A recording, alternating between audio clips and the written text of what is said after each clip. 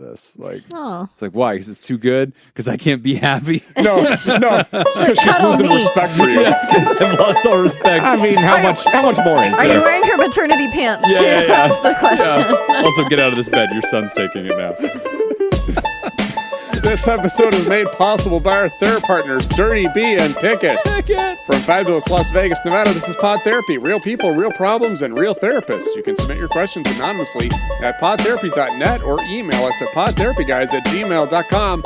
And now, broadcasting from the churn, that's Jim, that's Whitney, I'm Nick. It's time for some Pod Therapy. Welcome back. You know, we did our whole Patreon thing. We're discussing all the things about our sleep arrangements and how this all works. If you'd like to know how we each sleep, patreon.com/therapy. But before you listen to that, place your bets. You know, what do you think? Everybody, what side sleeper, tummy sleeper, back sleeper? I gotta hear. Yeah, I'm curious. Yeah. And which of us is the most neurotic sleeper? Which I think was pretty It's established. clear. I think That's easy. Yeah, We didn't We've all discuss it voted. by but a mile. It's easy. Yeah, there was Yeah. a pretty clear winner on that one. Yeah. We did not even mention the fact that Jacob just returned from a lovely vacation. I did. I had a very nice I wanted to vacation. hear I went to about Belize. I went to cool. Jim. Where is Belize? What yes. continent Yeah. is it I on? believe it's more of a state of mind. Okay. Jacob, yes. Okay. Wow, there you good, go. The way I was good taught. comeback. Yeah, I'll take that. Yeah. Central America. Okay. Central America. Yeah. But yeah, it was really nice. It was super nice. The weather was wonderful. We spent a lot of time on the beach. We did some snorkeling and some river. How was the snorkeling? Did you see Great. very much? Oh, yeah. No, it I was heard really it's great. really good there. We but- boated way out there, coral reefs. Oh, cool. And so we snorkeled in these coral reefs, and they had one area where they're growing new coral reefs, and that was really cool. So They had like cool. frames built, and they were doing all that. So that was really neat. Wow. That's awesome. And like we tubed down a river one day and swam in a waterfall, and all the postcard That things. sounds amazing. How long were you there? A week. Damn. Yep. That's a Or good Monday- amount of Monday to vacation. Saturday. I like that a lot. Yeah. Sounds better than Reno. I don't know. I mean, Reno's, they've got grass. I mean, How were the coral reefs in yeah, Reno were yeah. amazing. Well, you know, Understated, really. Yeah. surprisingly unaffected by climate change, Yeah. I think is what they've been saying. Or Yeah. the chlorine that they put in the pool. Yeah, Also unaffected, yeah. completely unaffected. Well, cool, man. So do you fly Spirit out there? Oh yeah, sure. Yeah. Flew, just sat there on the wing. Yeah. It's only safe place. We outside on flew the- Southwest coming back, but going there we flew United. Oh, okay. And SJ surprised me and upgraded the second leg of our trip on United to first class. Oh. So we had the international leg first class. Must be nice. It was very What nice. a treat. That is Yep. cool. And it was because What'd you international, it's you do the whole like there's a meal, there's all the things. Ooh. It's not a good Get like meal. a wet towel or Oh, yeah. like a warm. Yeah, nice Oh. hot you wet know. towel. Barber comes out, lathers you up, gives Yep. you a shave. Unlimited right. On a bumpy champagne. flight. Don't move. No, like while people are still boarding, they're serving us drinks and all. You do all those things. Did you Very scowl at all the people going back to coach? I pretended that they weren't there. Yeah, that's the You best. don't, you That's don't good. look That's at them. Yeah. I asked Wow. the flight attendants if we could go ahead and close the door early Yeah. so that fewer of them would have to walk past me. I'm chilly. Can we close the door, Yeah. please? And so they boarded the rest of the flight from the back of the plane. I like that man's hat. Go fetch it for him. Yeah. He doesn't need that anymore. Excuse Wow. me, peasant. Yeah. I always like gifts that you can give your partner that are for you. Well, like, oh, I upgraded you. Right. She didn't just upgrade you. Right. to first class. Us. Like, Yeah, she wasn't Us. sitting back in coach. No. that would have been pretty cool, though. Yeah. Just like, Oh, I yeah. just upgraded you. Like, I'm over here with the poppers. Right. Well, very cool, That's man. very cool. Yeah, it was great. And we stayed in What a in a lovely villa. vacation. I still don't know the difference between a villa and a house. Yeah, one spelled different. It's a whole lot like a house. That's a good I point. think one's more pretentious. Yeah. Yeah. Certainly. Yeah. Yeah. Certainly. One's in Yeah. Spanish. Yeah. That could Yeah. be too. Yeah. Is villa house in Spanish? Casa's house in Spanish. Yeah. Yes, it is. Yeah. Yep, that is just truth. Is this one of those don't drink the water countries? No. Okay. No, so it was great. How was the water? Water was fine. Did it taste parasitic? It did not, no. What do you think it would take for Jim to go there? Abduction. Yeah. Yeah. No, that's just That is correct. so That crazy is just to correct. me. You wouldn't Yeah. go to Belize after that no, picture? it would not. Oh, it was a beautiful picture. Yeah. It's a 3-hour flight from Houston. Oh, is that Like, it's all? not that it's far. not That is far. not bad at all. No. Wow. I'm shocked that it's Yeah. that close. We flew to Houston, and then 3 hours we're in Belize. That is so From here, it's like 3 crazy. and 3. Yeah, you're just flying over Mexico. Yeah. So but it's not an island because No. it's Central America. It's in Central it's America. That umbilical cord that connects Yeah. the. That's right. Okay. It's it's north of Panama. They prefer umbilical Yeah, the cord. place with the hole in it, so we can Close enough. push the boats through. They call it a canal, You but cut the cord. yeah. Yeah. You guys know what I'm talking about. Yeah. America. But you'd have to learn the language, though. Nope. I won't be doing that. Well, that's one thing in Belize. They all speak English. I I was know, gonna that was- say. The most No. common language. The most common language there is English because They they barely were speak that, I It's think. the that's- official language. Right. Yeah. They're a British Commonwealth. They used to be Oh. a British territory. The day that we were leaving was actually their Independence Day. Oh, wow. Yep. So Very they have like cool. thick British accents? No. Oh. Hello, Governor. Welcome to Welcome to Belize. Chimney sweeps aboard. everywhere. Chimney sweep. Let's get him some bangers and mash. How many croissants did you eat? Oh, very cool. Oh, best meal. What was the best meal you had in Yeah, what Belize? kind of food do they have? Just fish or? We had a hired chef at the house. I was just gonna say, I've heard of this. So we every meal was kind of the best meal. Oh, hell my yes. God. This Yeah. sounds like Jesus. an amazing vacation. It was very nice. Oh, my Jacob's God. lost touch with the common man. It's possible. I'm really impressed that he still talks to any I of know. us. What Yeah. is this all about? Jacob, unbutton your first button. You're Yeah, just too yeah. tight. Yeah, is that ascot a little tight? It looks a Yeah. little tight. Are Yeah. you just disgusted looking at us? I've been meaning to say something. I need you all to get out. And Yeah. Also, use these Lysol wipes everywhere you've touched. I'm going to build a wall between our chairs. So I don't mind hearing you as much, but He's going to be I in a can't sound look at you. booth. It's got like a partition. I have my own little apartment over here. Yeah. Oh my God. Well, I'm glad you had good travels. Masterpiece Theater over there. Oh, well, welcome back. A lot of fun travels. Check out, you can also hear about Nick's lovely travels, which were Nick had an less- equally nice vacation. equally, Yep, equally about the same. nice. Yeah. So patreon.com. I got paid to go where I went. That's so- right. That's true. Oh, Yeah. There you go. Okay. Sucker. Yeah. I mean, not much more than what you got paid to go there. It's almost Almost the comparable. same as it's nothing. almost the same as nothing. Yeah. I hate to make it worse. Jacob's You like, probably no did get paid. comment. Yeah. Somebody else paid for it. Oh, Yeah. nice. Yeah. Oh, that's good. That's, Yeah. And then he Yeah. recorded one 10-minute podcast while I was there, so the whole thing's deductible. as That's right. well. yeah. There we go. Perfect. Business Well, I've talked expense. about it on this podcast now. That counts. Oh, there you That's go. right. Yeah. Yeah. Retroactively. Yeah.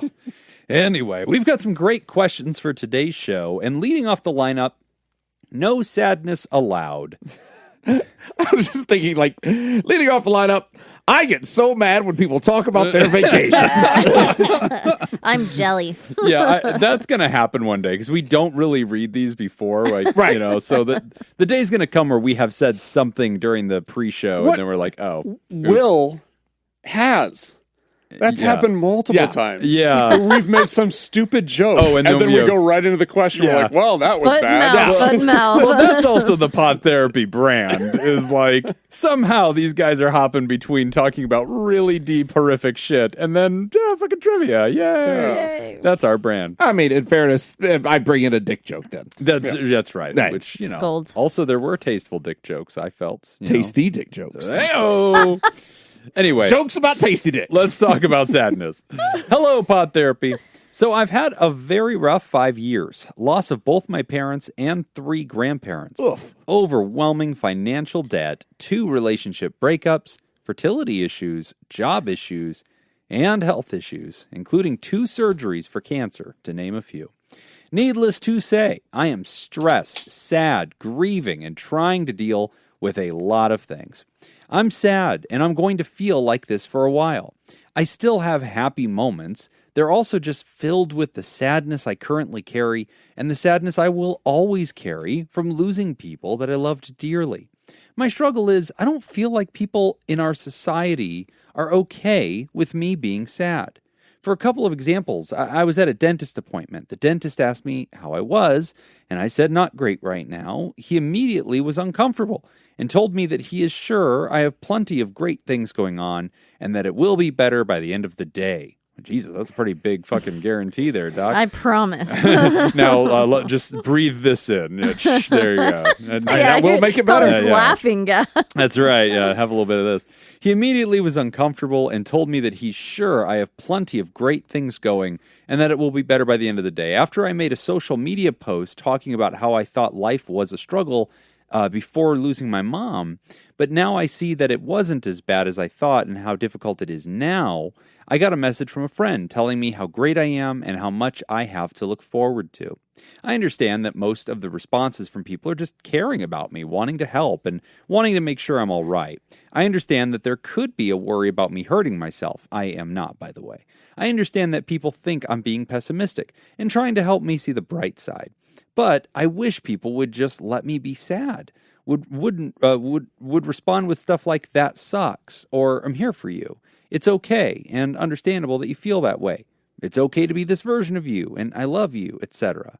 I have real things to be sad about, and I feel that in order to process them, I have to allow myself to feel these feelings. But now, I feel like I can't be honest about the way I'm feeling, because it makes people uncomfortable, or I get told to ignore them, or things aren't that bad.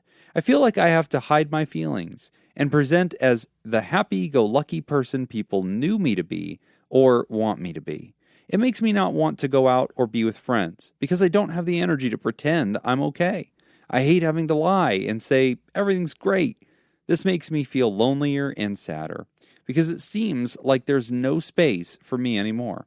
I'm hoping you can let me know your thoughts on this. Give advice on navigating and healing in a world that appears, at least to me, to not allow sadness. You're all awesome, and I appreciate you and this podcast so much. Pronouns are she and her, anonymous. Okay, so first off, I don't know why dentists ask questions. Why? Why are you talking to me? Yes. What the fuck? I know. It's so dumb. You're asking Say hi when I questions. come in. We can exchange pleasantries, and let's just do the thing. Yeah. See, I love my dentist because she doesn't do any of that. Like, she does not talk to me at all. What she does, they've got TVs on the ceiling. Yeah. Okay. And it's just HGTV. Yeah. Okay. So I just lay there and I watch Learn how to build a whatever bookshelf. home makeover thing is happening. And she does her work and we're done. Mine doesn't It's have wonderful. TVs, but they ask me what kind of music I want to listen to when I come in. Okay. Oh, that's great. And I like that. And what I always say, by the way, is whatever your favorite station is. Yeah. Yeah, Since you're I'm doing always the work. curious. I'm like, what? Like this dental hygienist. Yeah. What is They their have to favorite sit there all radio day, station? right? Yeah. Well, I'm not doing it for them as much as I am just Yeah. curious. But Just sure, it's for curious. them too. Dentists and barbers and hair people, we don't need to talk. I would Oh, prefer that we okay. don't. I Barbers don't know. makes more sense Yeah. to me. Because they're not in your mouth. They're not in your mouth. Yeah. Well, yeah. No, you're right. Like, I mean, logistically, the most dentist talking barbers to you are is not dumb. in your mouth. Well, mine is. The good That ones costs extra, though. Where's the in my mouth drop? It's too late now. You're ruined. Dang Oh, it. I forgot we Well, have one I of was those. waiting for it. Yeah. You can't just Your call them father's out dick with has it. been in me. There it is. Oh, Yeah. That's a different one, that's but a I like that backup. one too. That yeah. was good. Yeah. He's an artist, Whitney. You don't make demands. Because I'm a bad boy. I like it. I think that when the drops happen while I am talking, when I've listened to them on the back end, and it's really hard to realize that that's a drop. Yeah. It just sounds like I'm just. Well, you're also saying bad that. at not commenting on them too. This is true. I never just let them go. No. So, but yeah, I'm with you 100%. I don't remember what the question was about, but I Well- think we're on the Sadness. same page about the Lots of dentist thing. sadness. Yeah. Let me just 2 cents really quick. The barber thing. That is where women go to talk about all their problems as their hairdresser. That's the so- expectation. Yeah. Is that yeah, I I'm don't going to mind- talk. Yeah. I don't mind having a Right. conversation with my barber. Yeah. Hairstylists, barbers, bartenders Yeah. Bartender. are kind of societal's Yeah. go-to therapists. Yeah, I feel like if I was okay, here's the difference though. With women, and please correct me if I'm wrong, though I'm not, because You're I'm probably an expert wrong. on women. I know them. Right. I've met several. Okay, trust me. I know Married to one. I know the ladies. All right. But when y'all go get your hair done, it's not. You don't do this once a month. You're going every once in a while, and it's a while. Like you're sitting. This is a whole fucking day. Like you're making an appointment for hours. It is. Yeah. And it's so I can see that it'd be awkward as shit to not talk to that Spend person. 4 hours not talking to someone. Yeah. Whereas, when you go to a barbershop, man, we're zipping in and out of there in 20 minutes. Like, there's really no That's need a good for this, point. I hadn't you thought know? about that. Please put your shirt back on, sir. But yeah, society, I would bet even at your barber or hairstylist, hairdresser's place, if you were just be like, oh, I'm not good, they kind of want a little bit then, but they're not. Are they really going to want all of it? Yeah, so that's my thought too, is like, I think a lot of that, it's kind of weird for us because as therapists, we kind of like, okay, we can handle that. Like, I could sit in that uncomfortability. Yeah, I can deal with that. I think the average person probably can't. Yeah. But that's also, I mean, you have all this stuff going on, but there are still basic social cues. That's a point. And like, you know when someone's saying like, hey, how you doing? Instead of saying hello, in place of saying hello. Right. And sometimes it's a friend or, maybe it is a barber or, someone like that does want to have a more meaningful conversation with you. Yeah. That's just like, that's when, how are you? Right. How are you doing? They're going to have that talk with you. I agree. But yeah, I mean, most people, if you're just passing somebody on the street, they're like, hey, how you doing? It's perfectly acceptable to answer with, hey. Great. Yeah. Well, no, you don't I'm with even you on have to that. say. You don't have to acknowledge the question at all. You can just say hello back and keep on walking. The social etiquette piece of this, I do think, is relevant. Like, I think the writer is correct, and I want to comment on that in larger society there is a discomfort with real things or things that are less saccharine, right? Totally fine. I want to look at that. Especially when you're not prepared for it. Yeah, and that kind of, I do think that needs to be acknowledged here, writer, is that there is sort of a social etiquette, like your dentist or like people in passing saying, how are you? It's not a genuine question. You're really not meant to provide a full or complete or truthful answer. It's really more of a pro forma greeting that you're sort of not supposed to be truthful to. It's like, hey, so how have you been lately? If you take that, I think it's beyond people not being comfortable with sadness. I think it's just people in that scenario not knowing how to respond to truth. They're just not prepared for it doesn't matter what a you real said. response. Yeah, they expect you to chuckle and make light or tell a quick anecdote about like, oh, well, it's been hot outside or it's pumpkin spice time. Yeah, and I think that's kind of where the writer comes in and saying like, then it feels disingenuous, like I'm not being my real self. Right. And I definitely get that too, because I don't know. It is like when shit is going wrong and you feel just terrible and someone asks you, oh, how you doing? It does feel kind of weird to just say like, oh, I'm doing great. And sometimes you just want an answer. Sometimes you just want to give a real answer to something. Yeah. That's why I traditionally just go with my traditional Midwest response. Okay. Which is living the dream one nightmare at a time. Wow. Is that a wow? Yeah, that's a Midwest thing. Living the dream one nightmare at a time. Never heard of that. Okay. I thought it was ope. I thought that's what you were going to say. That's not used in. You can't use that for every response, but like you could. 90%. Yeah, you can get in there as much as you want. Yeah. How are you doing? Know. Nope. What you gonna do?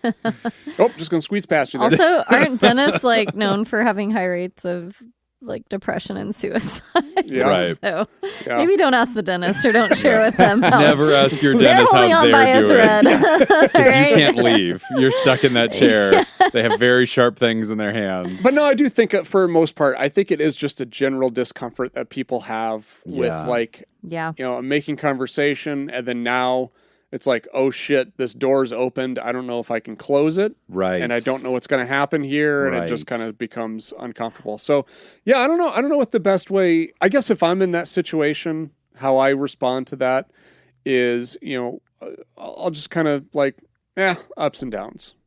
Been better. Yeah. And then if there's a follow-up question like, oh, what's going on? And it's like, okay, well now they're kind of opening up. Now they're willing to hear about it. They're willing to talk about it. Yeah. If they just shove it to the side and just be like, yep, I hear you. Been better myself too. But let's go ahead and get these teeth clean. Then we can. Well, and Ryder seems to be there's an anecdote in this letter that sounds like maybe Ryder is posting on Facebook or on social media because they said, I thought my life couldn't be any worse back when my mother died. And of course, now I realize that my life has gotten much worse since then. And Ryder seems to acknowledge this, that I think we all understand that if somebody's posting that kind of stuff into the social, universe for our eyes to see, sometimes it is a cry for help. Sometimes they want to be comforted. And we're not trying to disrespect them, debate them, or express our discomfort with their sadness so much as we're trying to attend to them. And I think the average person doesn't know, and this is something therapists train in very differently. We don't train to just step in and remind people that everything's great and like try to talk them off the ledge. We try to see their experience, right? And we usually start from a posture of, wow, it sounds like this has been really hard. I'm sorry you're going through that. Without a hard pivot into, but hey, don't forget, the fucking McRib's coming back. I was just going to say the McRib's coming back. Of course you were, baby. We've been doing this a long time. Gosh. We're basically the same That guy. was creepy to watch. When I winked at him just now? Yeah, a lot of things. This is why we don't put it on Twitch. For me, it was the hand on the chest. Yeah.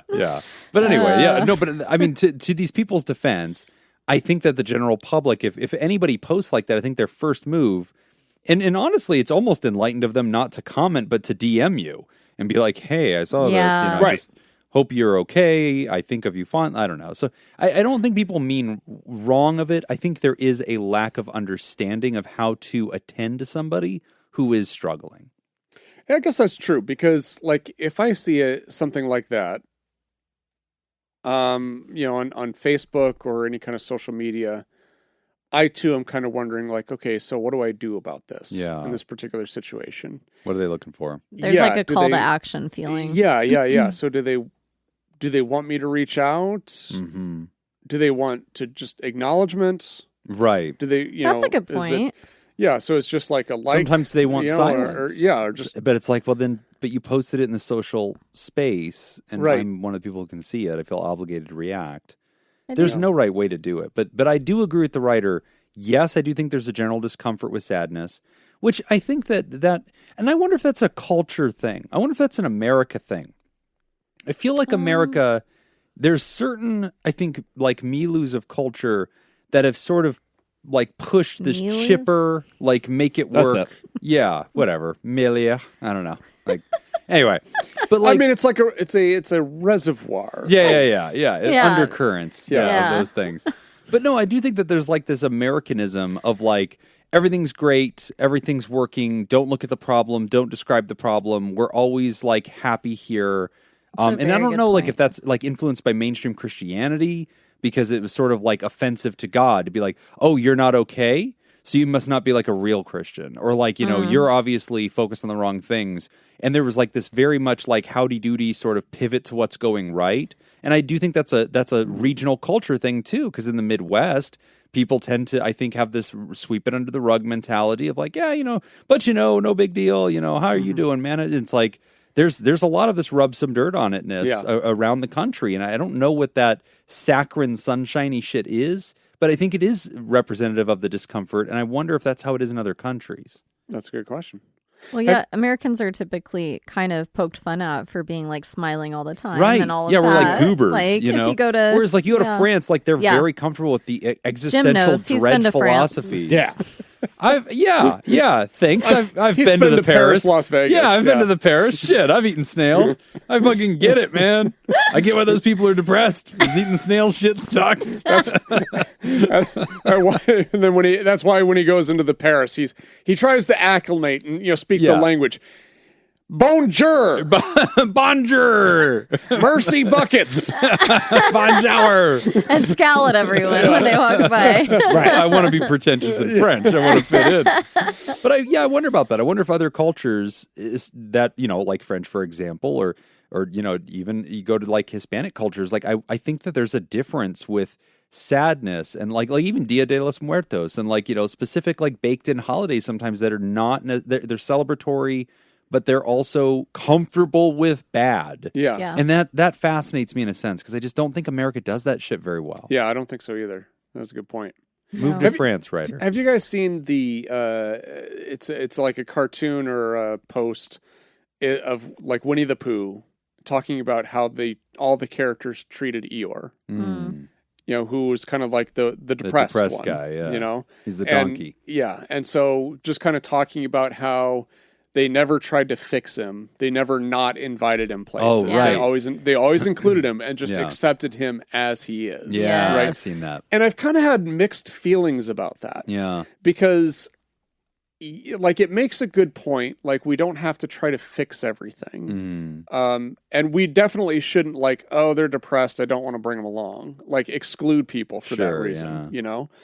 But then also there's kind of this other part of it too, which is just like, well, but does this person have to just live that way? You know, or is there, can we offer help? Can we like, can we say like, hey, is that bad? You know, let's, maybe let's explore medication. Right. You know, let's get you into therapy, or let's do something about this. Right. As opposed to just like, well, this is just who he is. We just need to accept him this way. Yeah. So I don't know. Like I totally understand like how frustrating it would be to have depression or feelings of depression, to be depressed. Yeah. And then have everyone always trying to fix you. Yeah. Or be dismissive about it. Yeah. Or trite.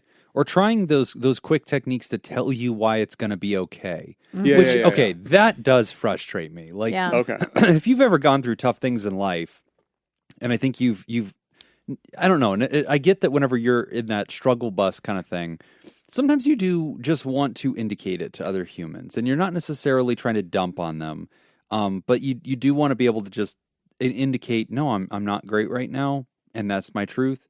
And when I've been in that situation and I've indicated it, I would do well with somebody just being like, I'm really sorry to hear that, man, and discontinue the conversation. Like, no, we're good. Thank you. Complete volley. I don't need more from you.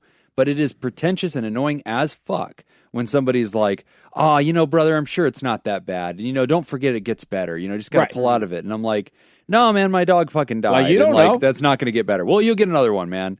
You should shut the fuck up. I think that's probably where we're at. So I think there's two reasons people do that. Yeah. And I think one has good intent. Well, I think they both have good intent. Sure, yeah. But I think part of it, one reason why I think that happens is because like they can kind of see this. We've heard of like riding the wave. You know, like you're kind of at a low point. There's going to be high points, low points again. You're kind of up and down, right? And they see that you're at a low point and they feel uncomfortable. Yes. So they want to try to push you up to that high point as fast as possible. More comfortable. Exactly. Yeah. Which is like going back to what we used to talk about back in the day, like when I would facilitate group counseling. Right. Right. And we had, you know, a box of Kleenex. And if somebody started crying in group, I had a rule in all of my groups that if that person wants the Kleenex box, they can get it. Yeah. But we can't have, I don't want someone starts crying and then 5 people start looking around for the Kleenex box and then no one's listening. Right. You know, and what it is it's their own discomfort. Yes. They're like, I see someone's emotional. I need to do something about it. I feel uncomfortable. So here, take this Kleenex box and deal with your shit. Right. You know, I think that's part of it. I think the other part of it too is probably genuine in the sense like they just want to remind somebody like, hey, you know, you're not always going to be this way. Yeah. This isn't always going to be bad. I mean, that's the thing. And that makes sense. Yeah, it's usually true that things get better. You know, it's just whether or not you want to hear problems, it's true. Yeah, it's not the time that you want to hear that information. And I think people are always scared to agree with sadness. You're like, you know, it's pretty bad, and I think it's the hardest version of life I've ever had, and sometimes I feel like it'll never get better.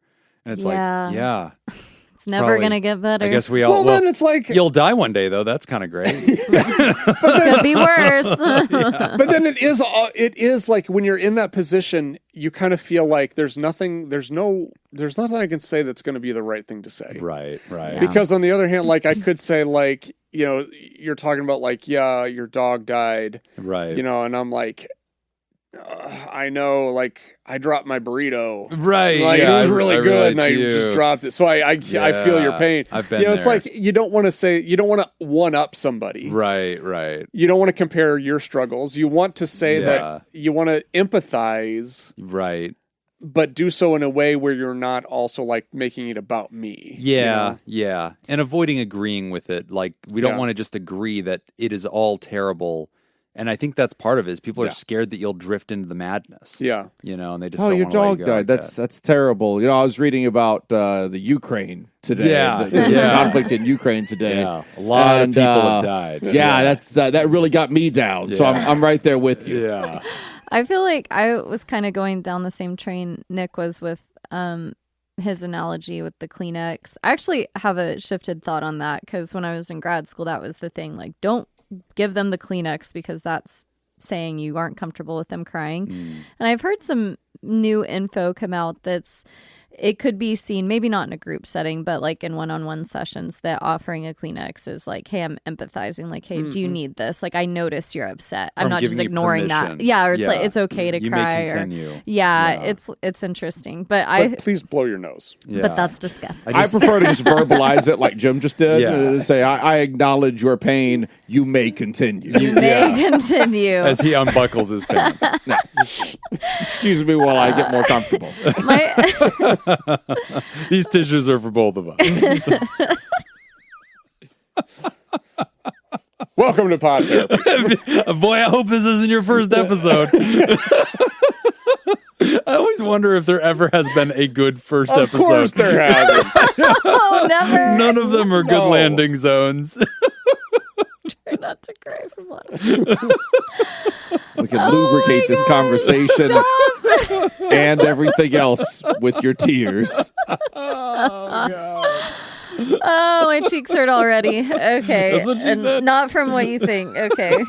Jim beat me to it. That's what she said. There it is. Damn it. No, my favorite analogy that I heard from actually my brother and sister-in-law when parenting was like when a child, and I use this in therapy all the time, is when a child, let's say like a 3-year-old is running on the sidewalk and they trip and fall and they scrape their knee. Right. And the parent's like, oh my gosh, you're okay. You're okay. Don't cry. It's fine. Right. It's like not giving them permission to just like, yeah, I scraped my knee. And it I'm fucking hurting. hurts. Yeah. Like, so to just sit there and be like, oh yeah, that looked really painful. It must have hurt. Like you're kind of just validating those feelings, and it doesn't always have to be encouraging or like emphasizing the feeling, but just like noticing and bringing awareness to that. That's the right way to respond to the writer, you know, and I get that it's tough in polite conversation. But people don't do that, in or society, if it's a shallow relationship, like I am just your dentist, or I'm just the waitress at Denny's, you know, like. I'm sorry, I hope your day gets better. You can say, I hope your day gets like, you don't have to say it will get better. Like, what? You know, some just don't want to make it worse. Be like, well, fuck, the chef sucks tonight. You know what I'm being honest with you. He's been fucking up eggs all day. So, all right.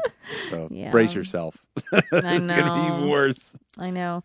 What do you think about, like, if friends or people closer than, like, your dentist? I mean, they mentioned the social media post she did, but it almost sounds like maybe some friends aren't really. I'm a big fan of also telling people what you need. Yes. Because it's not going to be very obvious. Yes. That was my thought exactly too. Because I was thinking, baby. Oh, God. We're just two little peas in a pod. Y'all are adorable. Is that why you're holding hands the whole episode? That's mostly because I get scared very easily. Nick is my emotional support buddy. Yeah. He just keeps me calm. Yeah. That's all. No, but I was thinking that too, is like, because with the social media posts and things like that, I think it does put a lot of people in kind of an awkward situation. Like, I'm not sure what you want from me. Right. But your support system, it always, from my experience, it seems to work best when you are very direct and you tell people, like, this is what I need. Yeah. And even if that's like, you know, I've got a close friend, I can call and I can say, hey, I just need you to hear this. I need some guidance here. Right. Or I need you to just an event too. I need to bounce something off you real quick, you know? Yeah. And that has always been very helpful because you're telling the person what you need and they're like, okay, cool, I'm ready. Yeah. Let's do this. That really helps. Yeah. I have a friend like that. They start off their text like, hey, I need an opinion here. Yeah. Or hey, sometimes I'm it's just, hey, I'm going through something right now. I have some things in my heart. Can I just open up to you? Can I just share that? And, you know, I don't want you to necessarily try to fix it though. And I don't want to scare you with my negativity. Do you think you could handle that? And like, look, that's a quick 1-sentence writer that you can give to a friend. And I think most of them will go, oh, all right. So now I understand the assignment. Helpful. Like, I don't need to hold the rope while you descend into the cave and then pull you out with positivity. You need me to give you permission climb to in go the cave through with this. you. Yeah, just climb in with you and don't be scared that you won't come back out. Just see what you see. That's all. You just want to turn on the lights and show me what's down here in the sense of like, can you believe this shit? Yeah. Can you believe how much worse it's getting? Can you believe this happened, then this happened, then this happened? And sometimes you just need that person to go, damn. Yeah. Wow. And that's going to be way more effective than a post on social media. Yeah. Social media just in general just is very toxic. Well, and I can see some people that is their way, and that's okay. But boy, do I like a disclaimer in parentheses or something that gives us some subtext that says, FYI, the disclaimers, right? I'm okay. I'm not suicidal. I'm not going to hurt myself. Right. I'm okay. I'm not looking for anybody to dispute this right now. I just need to be heard. Thanks, everybody. And I like to finish out, like, I am on Reddit quite a bit, and I have a few threads. To the surprise of no one. Yeah. I have some threads that people vent in, and I've occasionally vented. But then I always like to finish my posts with, thank you for listening.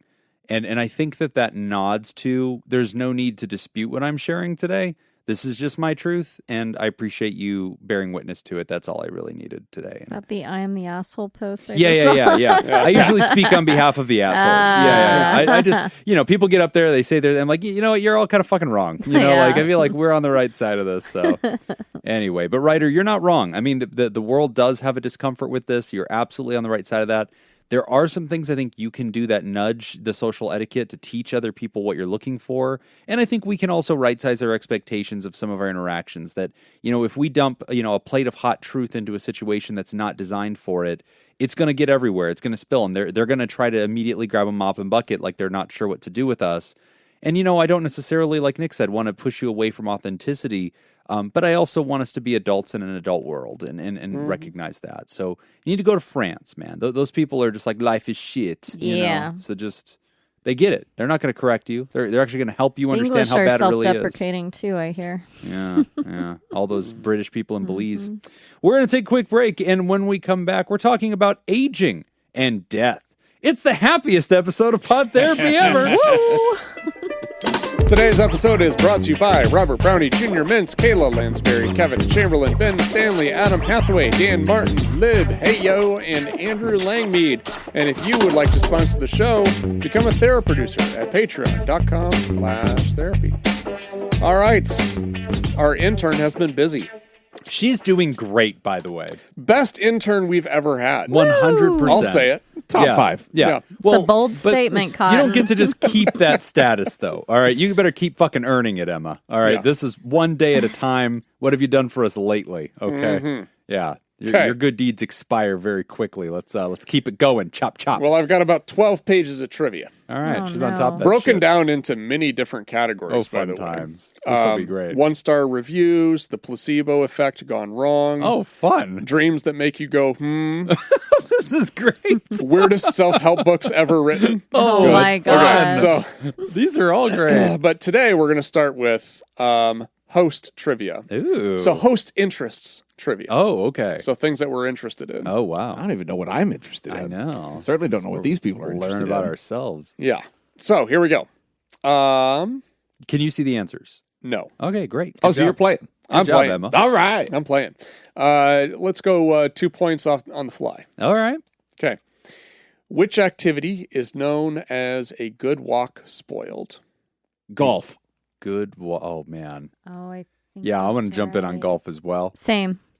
It is golf. Yay! I feel like I should get bonus. I feel like I should get 3. I You get They 3. should get You 2. can Yeah, get I 3. agree. I feel like I'll if you're the take 2 first if you out of get the 3, gun, yeah. Oh, well, are we just all going to Yeah. give ourselves whatever points we feel like we should Yeah. have? Kind of like golf. Well done, That was Jimmy. good. That was good. Damn. 7 years, finally a good Wow, show. that was solid. Every once in a while, you just Look keep how- swinging and one look goes how over the happy fence. he is. I know. Hey, I'm just going to stop while my head. I'm not going All to right. speak for He's the next gonna ride hour. that wave for a while. I'll fuck it up eventually. Okay. In podcasting, Oh, what no. type of microphone is most commonly recommended for capturing rich, clear voice quality? I'm going to go with a Shure mic. Boom it's probably mic. not going to be a brand. It's probably going to be some fucking technical I need thing. options. I'm just going to call yeah, it it might now. be technical. Yeah, That's true. Let me I was thinking brand I as well. rescind mine. I'd Oh, like you were to going to wait. say brand? I was going to say brand. Yeah, let me wait on options. Mine's options. Okay, I'll say condenser. That's what I think it's going to be. I don't Yeah. know any of these. So. I'm just going to go with condenser as well. You're going to go on the fly? Smart. Jacob, are you Does going Jacob on the fly? get 2 Yeah, then? yeah. All right, I'll you're, say you're condenser. shooting your shot. Yeah. All right, cool. I'm waiting for options. Okay. Condenser. Wait, can you see the options before? I can. Okay. Well, then Oh, so fuck you you. can't get the bonus point. Yeah, then. you're outlawed from bonus points.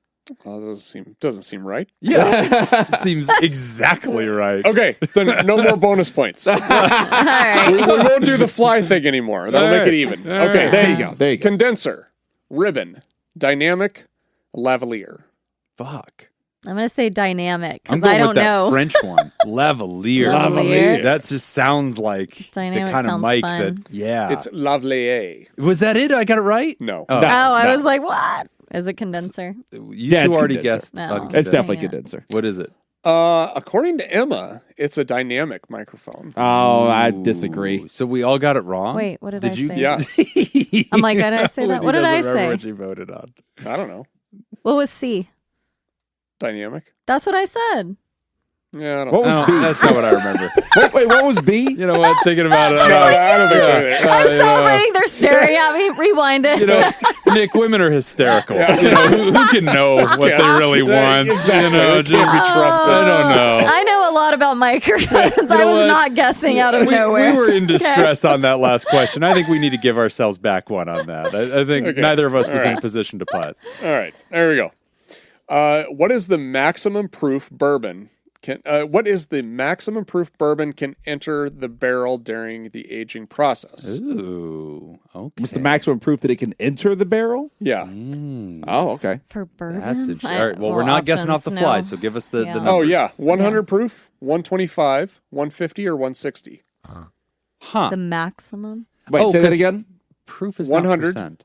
125, 150, 160 proof. 150 I think it's is 150. my guess.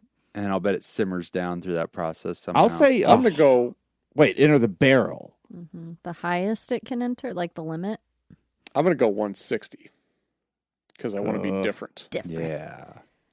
What is this? 100? What's B? 120, 150, 125. 160. Man, I don't know. 150.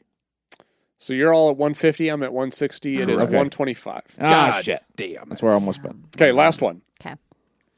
What should a homeowner do if their toilet is constantly running after flushing? Jiggle the handle. Ignore it. It'll stop eventually. Jim, that's Jim's answer. That honestly works. Jiggle the handle. Yeah. C. Replace the flapper in the tank. Yeah. D. Call a plumber immediately. E. Depends who's answering Call this Jim's son. question. Yeah. My son, his plumbing and therapy business. I know this. This one. is the first thing you do when you hear it run, or I just think what to jiggle do? the handle, but I'm sure that's in there as a joke. So it's probably that flapper Yeah, thing. it's the Replace the flapper? flapper. Yeah. Yeah, it's Yeah. flapper. It is replace the flapper. I just did that last week, actually. Oh, yeah? I was going to say, we did it 1920s not long women. ago. I put in a work order, and the handyman just like 5 days went by, never called me back. And then I'm looking at this, I'm like, I'm know a I renter. can, I'm but- a renter. I'm supposed to do this. But Yeah. it's like, this is a $5 piece. I Yeah. can have this done in 2 minutes. Yeah. Yeah. And so finally, I just did it myself. Do you send the receipt to the owner though? No, I just went on about my day. No, but you should passive aggressively send the receipt For the $5. Yeah, No. and your time. And my time. just Yeah, and your yeah. time and labor. $100 labor. That's right. $5 piece. Deduct it from the rent. Yeah. Yes! Yeah. $5. Oh, itemize that shit. Yeah. Get it. Should. Oh, that would have been a great idea. All right, so who's in the lead? I don't know. I feel like Jacob is. Sure. That first one he got. I got dynamic. Did you, though? Yeah, Whitney got dynamic. I don't know that any of I us think really I'm in know the that. lead, unless we count the bonus points. You Jacob know, got. it's not like we can actually go back I think and you might find be out. right. Yeah, fine. I think Whatever. Whitney's in the lead Yes. without bonus points. Okay. All right, whatever. Thinking about aging and death. Hello! I've written in before about I'm various... mad that somebody thinks that dynamic microphones are better than condenser mics for podcasting. Yeah. Yeah, you have not. You've been distracted ever since that. Yeah. I've noticed. He's been I just mulling that one disagree. over. Yeah. I just Yeah. fundamentally disagree with that. Yeah. Okay, so that's one strike against our intern. Yeah. Yeah. Bring that All up in the right. annual. You don't want to know what happens when you get to 2 strikes. That's right. That's right. Well, that's right. 2 strikes, you get a verbal warning. Oh, yeah, we need to write a progressive discipline policy for Emma. If you get 10 verbal warnings, And then we just need to fucking that's find a written reasons. warning. That's right. And then we need to fucking find reasons. 7 written warnings, that's a verbal reprimand. Yeah, then suspended without the pay you already don't get. but it's symbolic. I've written in before about various things. Thank you for your thoughtful discussion each and every time. I tried to write a short letter and thought I did a good job today, but you might want a coffee and a snack to make it through this one. Today, I wanted to ask your thoughts about struggling with fears about getting older and eventually dying, particularly around one's birthday. This time of year is hard for me. Over the past weekend, it was my birthday. The last few years, I've had trouble feeling good about my birthday. My birthday reminds me that time is marching forward and that I don't know how long I or any of us have. The last few years, my birthday usually featured at least one day, if not more than one day, where I was pretty depressed about getting older. Like, can't get out of bed or being brought to tears depressed. I've had trouble planning positive things to do on my birthday and just feel dread around it. This year I did something different by buying tickets for a festival on the day of my birthday. Great. While it was hard to talk myself into making a commitment at first, I had a lot of fun. I think that was very positive for me. I didn't really talk about it being my birthday on my actual birthday except with my parents during the obligatory birthday phone call. It was a pretty good day. This is the first birthday in a long time that I've actually enjoyed. However, the Friday before and the Monday after, I had some difficult moments and feelings. On Friday, when I was clocking out, my coworker told me they wished me a good birthday weekend. They asked if I was turning 30. I said yes, and they chuckled and said, "You're becoming an old man." I gave a half-hearted chuckle as I left, but the whole drive home, I felt like I was going to burst into tears, to the point that I considered pulling over. When I got home, I felt compelled to lay down and be sad alone for an hour. I had a similar feeling to a lesser degree on the Monday after my birthday. Although I don't remember what prompted it, I just remember being on the edge of tears again because I felt like my life was just shrinking before my eyes. I'm afraid of getting old. I'm afraid of what could happen to my body as I get older. Will I get a debilitating condition?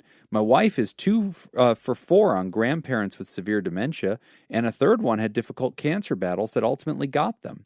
Is that a struggle we will have too? Will I get to the point where I'm alive but so afflicted I can't enjoy it anymore? Will there be a day where my wife looks at me but can't recognize me? I think about death a good bit. I'm deeply afraid of dying. I think that's normal, but around my birthday it becomes more difficult. I like my life. I like being alive most days, and I'm scared of what happens next. I don't know what will happen if I die. I had a really difficult discussion with my therapist last week about all of this, and I anticipate a similarly difficult discussion during my visit with her tomorrow. Last time she asked me to focus on ways that I'm currently being life-affirming and to think about any down-the-road things that would be life-affirming for me that I can work towards. She also wants me to write down my intrusive thoughts about getting old or dying as they come so I can think about them calmly and so we can discuss them later. I thought the visit itself was also a good exercise because I haven't really talked deeply about these issues with anyone else. It felt good to express it and cry it out for what I feel like was the first time. So I guess what I'm asking is if anyone here has had a similar difficulty with birthdays, getting older, or thoughts about dying one day, and if we have any thoughts on facing these issues. I know we can't avoid or fix them, but can we make peace with them? Thanks, Matt from Arlington. Arlington, Texas? I think it's Arlington, Virginia? Jamaica. Yeah, Oh. yeah.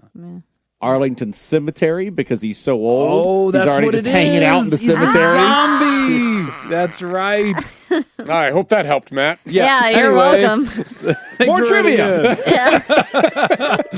Let's talk about condenser mics.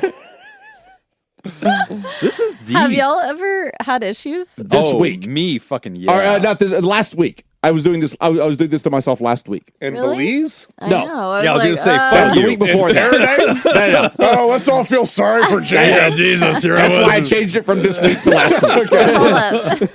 That's a big swing from. No, I had a day the other week where I was like, man, I'm pushing 50. Like I'm on the early end of 40s right now, but It's coming. Yeah, it's closer than 30. Yeah. Right. And I'm 43. I'm I'll be 50 before I know it. Just time starts speeding up and everything too. Yeah. And I did not like it. It's the first time in my life that it kind of occurred to me that I'm going to hit an age that I'm like, oh, I don't like the sound of that. Right. Yeah. Okay. Yeah, which I think is, completely natural for all humans, right? And I think typically you tend to see it on the other side of 20s, right? I think a lot of times in 20s, there's a lot of exciting things happening in a person's life. There's a lot of life milestones and developments. Age isn't as visibly noticeable. Yeah. And then once you kind of get into those 30s and 40s and 50s, and Ryder just hit 30, I think there is like a very common experience of existential dread. I've known many people that when they had that 30th birthday, that really hit them hard. My 30th beat me the fuck up. Yeah. Yeah, that was a very, very long one. And I mean, this is something that I went through, and I haven't been dealing with it as bad in recent years. But man, I went through this at a very young age, like, because I discovered like deep philosophy at a young age, weirdly. And just at like Liberty? Yeah, no. This is pre-Liberty. Liberty fixed it all by telling me Jesus loved me. But before that, it was pretty dark. And like I got into like I joked earlier about like French existentialism, but no, I fucking did. Like, and once you get into like Camus and Sartre and stuff, and like you start experiencing like, so there is no point, there is no purpose, and death is inevitable. And like it really becomes this thing that I think is the number one thing all humans have to wrestle with. And I think it's one of the more fascinating things about Homo sapiens as a species, like the light of consciousness that is us, right? The very first thing that consciousness illuminates is its own demise, like the fact that you will die, the fact that everybody dies. And like that had to be the very first things we discovered as we like became conscious beings. And then, of course, you think about like religion and all these attempts to try to answer that or solve that or try to make something permanent. So it's like, don't worry, it doesn't end. Just kidding, it just seems to end. And there's some kind of comfort, right? Yeah. Humans have been reacting to this shit for as long as I think we have been humans. I think it was the very first crisis of the conscious mind. I really think it's fascinating shit. Yeah. No, I think, and that's where kind of probably the concept of an afterlife comes into play. Like Ricky Gervais's movie, the lying The one? Invention of Lying. Yeah. Like where his mom is dying and he's like His first lie. His first lie. Yeah, he comes up with heaven. Yeah. As a way to like soften that, I don't know. I don't think about this very You're often. neutral about birthdays. And I remember when we worked together at the rehab, one of them, but the most recent one, which I don't know why we're fucking cagey about names at this point. It's been a long time, but who gives a fuck? We've been doing it, may as well keep doing it. But I remember my birthday came around. Tom's Rehab. Remember Tom's? Tom's Rehab? Yeah. That was a great place. And Oil and Lube. Yeah, the sandwich place. Yeah, that great sandwich place. We're the best rehab place on the block, and we'll fix your watch. But yeah, like every birthday, I tend to get morose, which is why I fucking keep trying to veto my birthday being in December and want to put it in July. I want July 1. Okay, we've been over this. I'm very dedicated to this. And yet, I'm going to be out of town then. Yeah, I'm busy. All of them. I'm going to be washing my hair. December birthdays blow. But I remember I was pretty like low energy and like discouraged, and Nick had come like, hey man, are you okay? You seem like you got a flat tire emotionally. Stop being a bitch. I think it was exactly. Do you need your watch fixed? Right. Yeah.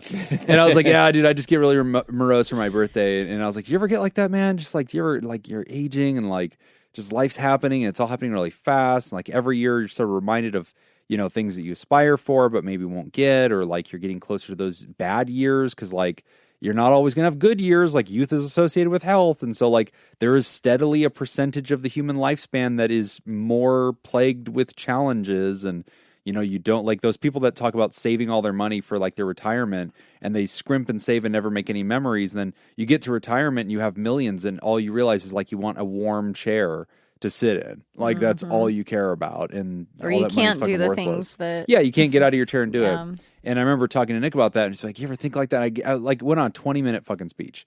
And he just Nick's sat like, there. This is a And Wendy's he again. listened to me. He gave me a good hearing. And then he's like, yeah. And I was like, you know what I'm talking about, right? And he's like, no, I don't. It's like, really? Are you a robot? Like, you just don't fucking have this? No, I think, I don't know, like my perception of getting older has changed. Because like, here's the thing. Like, I remember there was a moment living in Iowa. We lived in a college town, right? And so lots of college students everywhere. And I remember at one point, like going out to eat, and it was margarita night at this like Mexican restaurant. And so all of the college students were there. Yeah. And I'm just sitting there in the booth eating, and they're, right next to me. Yeah. And I'm like, God, they're fucking obnoxious. Uh-huh. I just had this like awakening. Yeah. And then I just kind of realized like, oh, well, that's what I was like in my early 20s. Right. Yeah. And at this point, I'm not much removed. I'm in my late 20s. Right. But I see a huge difference there. And then I get into my 30s, and then I look back at people in their late 20s. Yeah. And I feel like, oh, yeah, I've matured a lot. I like the way that I see the world. Right. And then as I got older, I continue to appreciate getting older and what comes with getting older, as opposed to focusing on what could go wrong and like, oh, I could get sick, or, oh, I could, throw out my back, or I could do all these other things. Right. Because that's not, getting older doesn't mean that that's going to happen either. Yeah. I mean, people in their 20s aren't taking care of themselves. Yeah. And they're getting injured just like anybody else. That's true. Like if you take care of yourself, I know people in their 50s, 60s, like one of the guys I golf with, like he's in his 60s, and he still gets around fine. And I think you have an interesting perspective on this though, because you are in a smaller percentage of humanity that is quite fit and is like, I'm not though. But here's the thing. No, Nick. But here's the thing. You're quite fit. Yeah. Quite You're fit. Delusional. Quite if you think you're not All right. But here's the thing. in that maneuver. Okay, in go my on. mouth. Yeah. Not that I'm not Nick doesn't enjoying want to this. take rest that. of us- I'm not Like, enjoying what this. do The rest of I us say? struggle Go with on. this. Like you go to pick up a box. Like you go outside, you go to pick up a fucking Amazon I was in box. a text thing. Sorry, finish your story because you just reminded me of a text like 2 days ago with my friends who are 39. Yeah. You go to pick up something, you're just like, fuck, Yeah. why can't I get this? And you realize like I'm losing strength. Or just like slept wrong. Yes, or and your they body literally were like, hurts. this is the worst pain ever, and went to the doctor. They're like, Yeah. it seems like you pulled a muscle. She's like, no, this isn't that. And then like realized the next day, I think I fucking pulled a muscle. Right. sleeping. Yes. And so like weird shit does happen just with aging. There's this like decay. And it's like you do. I think She's you get like, I thought I confronted had more with it. time. I'm like, Yeah. you don't. I'm sorry. Yeah, or you go to. I can't tell you how many people I've talked to over the years that are like going to their doctor to figure out what's wrong. They're like, something's wrong. I'm just noticing I have less energy. I'm noticing I'm more fatigued. I'm noticing, and like the doctor just has to break it to them and is like, hey, aging. it's just aging. You know who that Everything doesn't is happen aging. to though? Nick. Yeah. He doesn't even. He looks very confused watching you tell that story, Jim. Like he doesn't have Get a any clue. of this. It's so weird. I'm stronger every day, like than the day I was before. It's nuts. That is so I do not true. understand. Extremely fit. Not quite. Nick, put your shirt back on. We get it. Yeah. We get it. You're making your all right. your tits dance. Nick's It's doing pretty Jack cool. LaLanne style jumping jacks right now. In a onesie. And if you're under 40, I do appreciate that he's wearing the Google spandex. Jack LaLanne. Yeah. I will. But like it doesn't have to be that way. Like you Right. can take care of yourself, and you can like it doesn't have to be miserable. Like you can be active, you can take care of yourself, and then these things don't have to necessarily happen. Number one. That's fair. Okay, so that's my first point. You know what? My first point actually was like if I realized that my 30s actually were better than my 20s, then maybe my 40s I'll have the same perspective. You are one of the And only then maybe people my I know. 50s will have the same perspective. You have consistently spoken this way, and, Yeah. and I just want you to know you are the outlier, and it is. But you are consistent. This has consistently been true for you for years and years and years. I remember whenever you turned 40, and I was like, "How are you doing, buddy?" And you were like, "Great." And I was like, "Oh, is this like a mask? Like you can open up to me, man." And you're like, "No, I really don't give a fuck. I'm looking forward to aging." And I was like, "Really?" And like, no, you unironically have had that position all along. I mean, I wouldn't say I'm looking forward to it. I don't fear it. Okay. I've accepted it. I've don't fear the accepted it. Reaper? Like, yeah, there's going to be things that at some point eventually I'm going to have to not do. But like But not for a very long time. Exactly. Because of Nick's fitness level. Because of the Because fitness level. every The washboard abs. 105 years old, still No, chipping okay. The abs are a great example. At some Okay? point, I'm going to have to stop towing 18-wheelers with this rope. Yeah. with pulling my teeth. The abs are a great example. Like that's something I've had to let go. That's Okay. fair. That's Right. not going to happen. Yeah. Right. I'm 43. I'm not going to have abs. Okay. Yeah. That's ridiculous. Yeah. Okay. And I don't want them. yeah. What it takes The to get rest of there. us are Exactly. over.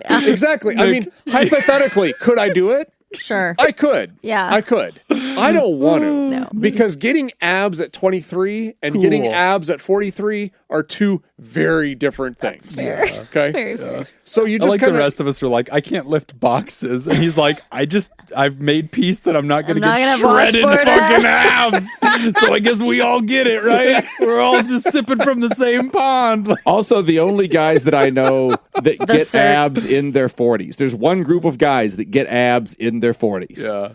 Recent divorcees. Yeah, that's it. Oh, yeah. Oh, yeah. You get that divorce weight off. Yeah. Oh yeah. Like, it just Those abs are the pop. guys, like, they just went through a bad divorce. Yep. Yep. And they get abs. Yes. Shredded. revenge body. Exactly. Right. Yeah. Or No, the divorce diet. Empty apartment, shredded. No, I'm abs. thinking more revenge than revenge like than yeah. sad. Yeah. Okay. Yeah. No, but like every decade, I just kind of accept that like what I pictured my 30s would look like when I was 20. Yeah. Once I got in my 30s, I was like, oh yeah, this is not what I thought it was going to be. Right. It doesn't feel any different to me. Yeah. And what I pictured my 40s was going to look like when I was in my 30s. Now I get into my 40s and I'm like, yeah, this isn't bad either. Okay. Like, so it's just realizing that like the problem isn't me aging. The problem is my perspective. Yeah. So if my perspective is always, oh my God, my 50s are going to be terrible. Yeah. Well, my 40s weren't and my 30s weren't. Yeah. When adjusting Yeah. expectations. Yeah. Just like you said, like I'm not shooting for abs, I'm shooting for fitness and health or, biceps and stuff. Yeah, I wanted to not get winded when I go up and down the stairs. Yeah. And I want to take care of these guns. Yeah. That's all. Just polish That's all these I want guns. to do. See me, I'm like, I don't want to go up a shirt size. Like I don't want to buy new clothes. That's Yeah. Seriously. just trying to I keep want it to down. get as big as I can while still not feeling like I can still take that center seat on a Southwest flight. Right. And be Ooh, okay. yeah. That's the You know, Nobody's. I don't want yeah. my shoulders to get too big where I have to That's sit right. I sideways. won't love That's it, but I can do it. Just sit sideways the whole time. No, but I think that's part of it. The other thing too, like as far as like death, I mean, my philosophy on that is it's gonna happen. Right. Why am I gonna waste my living time focusing on something that's inevitable and I have no Yeah. control over? Yeah. I could spend all day tomorrow Mm-hmm. worrying about what it's going to be like to die. And at the end of the day, I will be no more knowledgeable. Right. I will be no more prepared. I'm going to be in the exact same position I was at the beginning of the day. I will have Right. just wasted a day. Yeah. Right. I'll just be one day older. Right. So, and the other thing too is like, I like Mark Twain had a quote about this, something about like, cause he didn't believe in an afterlife. And somebody asked him about like, the fear of non-existence after death. Are you afraid of non-existence? Mm. And he said, something to the effect of, I didn't exist for a millennia before I was born, and it didn't inconvenience me in the slightest. I like that. Yeah. Yeah. Yeah. Yeah, it's just kind of the same Right. thing. It's like, okay, well, if 1895 didn't affect me at all, Right. then why would 2095? Right. It's the same thing. I like that. I like that. Yeah. I never really had thoughts on aging or anything like that. And for women in particular, I think that 30 is like a big Yeah. one because it is when you start to see aging signs and society's trying to convince us not to age. People buy you a few less free drinks. Not Men- me. men I start mean, to boo but when you walk down the street. I'm like, not me. The cat calling stops. People I'm to say, cute. I can get Yeah. drinks anywhere I go. Yeah.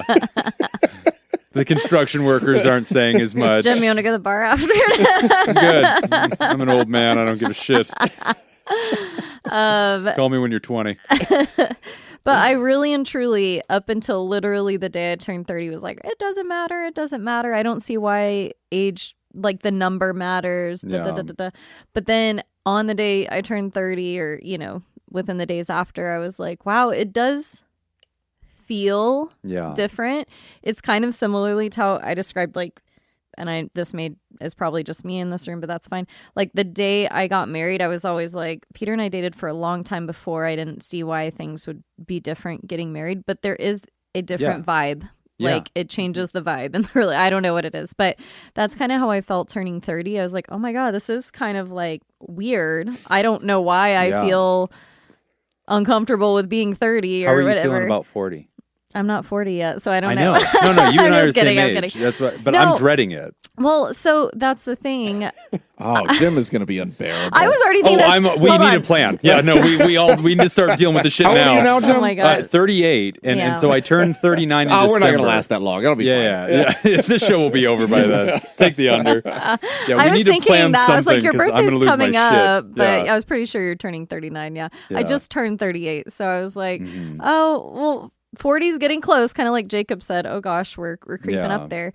And it's the same thing. I'm like, no big deal, no big deal. But if I really sit in that and like, if I were to turn 40 right now, it would feel a little weird. Like, Right. I don't like it. I don't know. Is that really just because society says don't get older? Like, what's going on there? Right. I kind of really like to dig around in that. But I think, I don't know. I'm like, the part that I can relate to is just like the 30s are over. it's more like that. It's sad. Yeah, Like, it's kind of like, ugh. oh, that piece of my life is gone now, and it's gone forever. I'll never be able to It's say never- I'm 30 blank. Yeah, Like, and so I'm- that piece is gone. Like, so I can relate to that. That felt kind of weird, yeah, for sure. like a weirdness. Do you remember that Yeah. time that we went to that bar after the Knights game and we hung out with those bros and they started asking me how old I Oh, was no. and suddenly I You were realized, very, like, upset oh, I'm still upset. that. I think about it every day.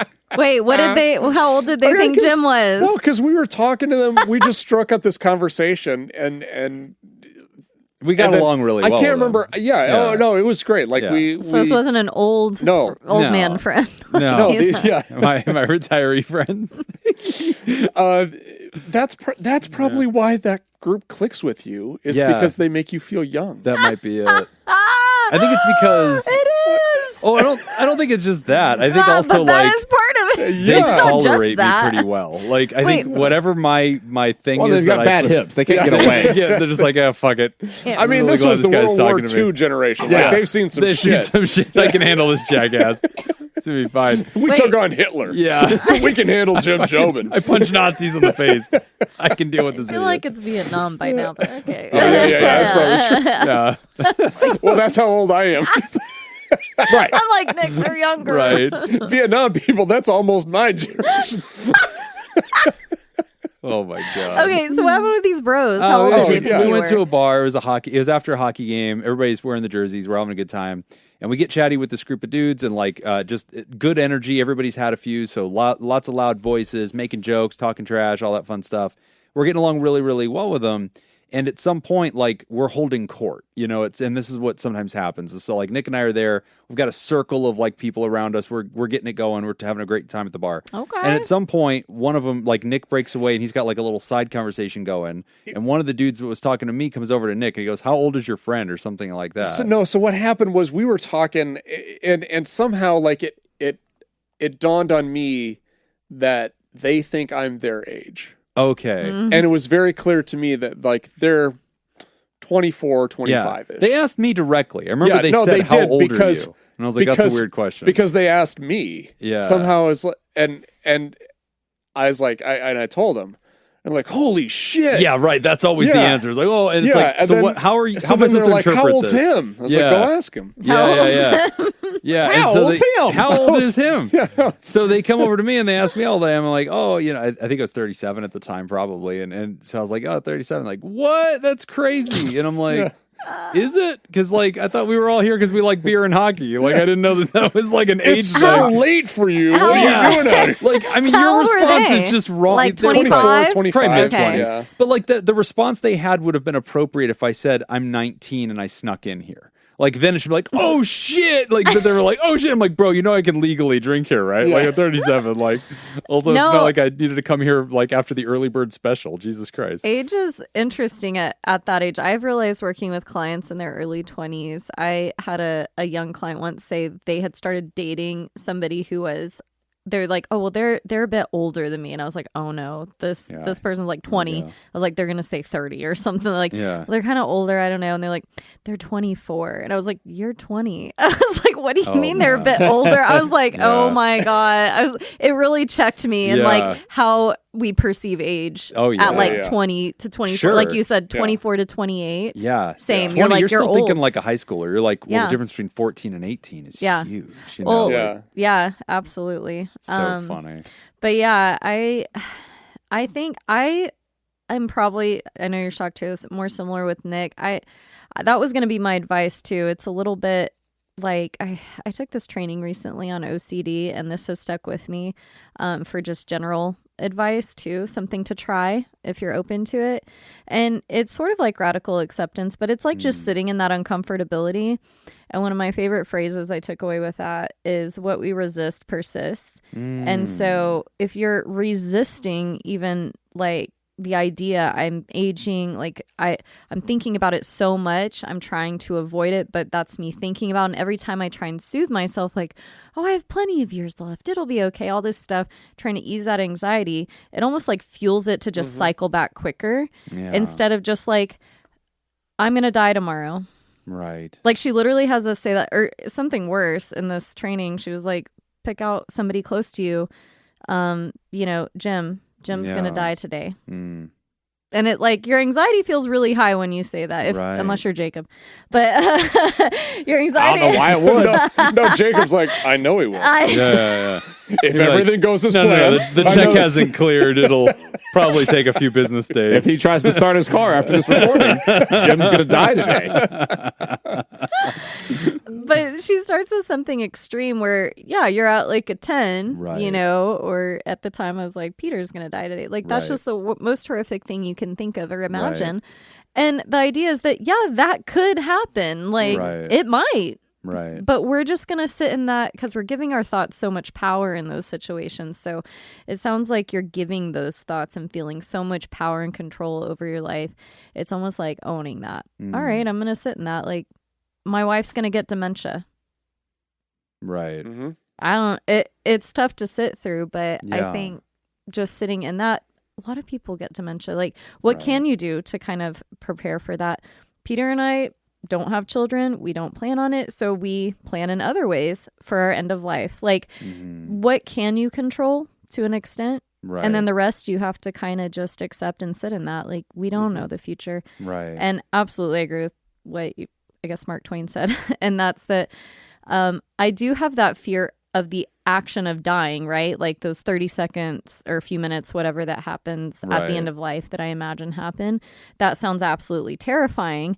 After that, you're just non-existent. That's the good part. You're done. You won't fucking care. It won't matter. It's not even I won't care. There's just nothing. You're just gone, in my opinion. So I like that. And I think there's a phrase, I love that, resist, persist. I'm going to totally steal that for OCD work. That is so great. It was awesome. Yeah. Oh, that's such a, that's just so perfectly encapsulated. You can get them to hold on anyway. Yeah. But like another thing that I like to say a lot is there are challenges that are not my job, they're future Jim's job, right? So like if an illness comes or like, and this is something that as a person who lives with really tough chronic anxiety, if you're not careful, you can get into this frenzy of anticipating everything that could ever go wrong, trying to prepare for it, trying to, you know, like when flu and cold season comes, I go to the goddamn pharmacy and spend like $200, like refreshing every single thing in every like health component we have to make sure I'm ready for anything that could go wrong. And some of the shit's like really bizarre and random shit. Like I bought like a finger splint. So I'm like, well, I don't think we have one of those. You know, we should probably have fucking finger splints. I have a 13-year-old client just used a finger splint this week. Nick, you laugh at me. I don't know. You fucking need a finger splint. You're going to be calling my ass. I will not. I guarantee I won't. Nope. But I have to put myself in check sometimes because I have to remind myself, you know, Jim, your job is not to prepare for, anticipate, and live in all future crises. One day the earth is going to spin into the fucking sun, and every human you have ever heard of, every bone ever buried here is going to be eviscerated down to its atomic level, and it will be as if none of this ever existed. And it will not have existed way longer than it did exist. And so everything you think matters has a shelf life. It will expire. All things will be disassembled to their particle components. And so whenever you think about like all the things that could go wrong, you need to think so far beyond that to realize how irrelevant all this is. And whenever you get lost in that like great ocean of irrelevance, you realize, and this is coming back to like existentialist philosophy, the only thing that can have real meaning is now. And that's freeing in a sense. It's terrifying at first, but then once you go through that terror and you get to the other side, you start to feel a sense of peace and acceptance that all that matters is what's in front of me, what is now, what is present. And you start to live for today and trust that future you will handle those challenges when they arrive and they will be capable of them. If at 7 years old you ask yourself, oh my God, I'm so scared to learn how to drive, what's it going to be like when I'm in my first car accident? Mm-hmm. The advice you'd give that 7-year-old is horrible. But we'd say 17-year-old you is going to know what to do. Yeah, 17, that's not 7-year-old you's job. That's 17-year-old you's job. And 17-year-old you is going to have training and maturity and lots of road experience. They will figure it out. But there's nothing that 7-year-old you can do about it. And the same thing is true today, right? Or you're at 30-year-old you. 80-year-old you is going to have different realities to face. 80-year-old you will be prepared for those realities by the extra 50 years of life that they're going to have on top of you. You can trust their expertise, you can trust their wisdom, you can trust their experience, and you can trust their readiness to take on some of those challenges. If you could talk to 20-year-old you and they were like, I'm so scared that one day there's going to be like some weird global pandemic, and 30-year-old you is like, well, there was. Oh my God, what can I do to prepare for it? Don't worry about it. Mm-hmm. Well, no, what help do you need from me? None. There is literally not a fucking thing you could do that could have helped me. It happened, and I had to just see it, read it, adjust to it, and I learned and became different every day, and I got through the crisis. You didn't need to waste 8 years of your life preparing me for that. Well, I do say, though, I do think, though, that this, again, kind of goes back to partially part of my fitness mentality. I'm glad you could bring that back up. I was worried we weren't going to talk about how fit you are. Yeah, I was worried we felt like we were starting to get too deep and not enough about your tits. But go on, tell us about your pecs. No, but like the idea of like, here's one thing I actually can do for future me. Right. I can take care of myself. Sure, that's a good point. You know, like I can give Nick at 55 a decent shot. Right. At you know, shredded abs. If you know, Nick at 55 wants to go water skiing. Right. Like, okay, I can maybe give future Nick that gift of being able to be active. Right. You know, I can take care of myself, I can do the things that I need to do, as opposed to getting to that point and being like, oh man, past Nick really fucked me over. Right. Yeah, it would have been nice if he wasn't such a, you know, careless dick. Yeah, you know, if you that's could have fair. just, you know, so like there's you a know, reasonable there's right sizing of it. Yeah, but if you become anxious and preoccupied with it, I guess what I'm saying is best. like, give your future you the tools. Right. Don't do future you's job. There you go. Yeah. That's it. Yeah, there's some things you can avoid. So, Yep. like getting involved with the mafia, so then your car didn't get blown up. Awful quiet over there. We're going to take a quick break. And when we come back, we're Just talking about... Was that the last question? No, we got one more. every week that his Dealing wife hasn't with left him, I'm negative just thoughts. confused. By I lose more and more respect for her. We're talking about dealing with negative thoughts. Why the fuck not? You're listening to Pod Therapy. I can't control how they come in. That's just Write how- the script. those are the questions. You can literally control it. Today's episode is brought to you by Robert Brownie Jr., Mintz, Kayla Lansbury, Kevin Chamberlain, Ben Stanley, Adam Hathaway, Dan Martin, Lib, Heyo, and Andrew Langmead. If you would like to sponsor this incredibly negative show, become a therapy producer at patreon.com/therapy. All right. Next set of questions here. Let me, here we go. In soccer or football, Yes. what is the primary responsibility of a player in the sweeper position? A role not commonly used in modern formations, but known for organizing the defense. All right. Is it scoring goals, marking the fastest opponent, providing defensive cover behind other defenders, or taking corner kicks? I like C. I know the answer. Oh, So shit. I Oh, that's right. She's a I soccer do kid. too, like- yes. All right. That's So, why yeah. this question is here. Oh. Yeah. Uh-huh. Yeah, the one behind I forgot the there was a defense. theme. Yeah, I'd see. See ya. I Okay. played sweeper.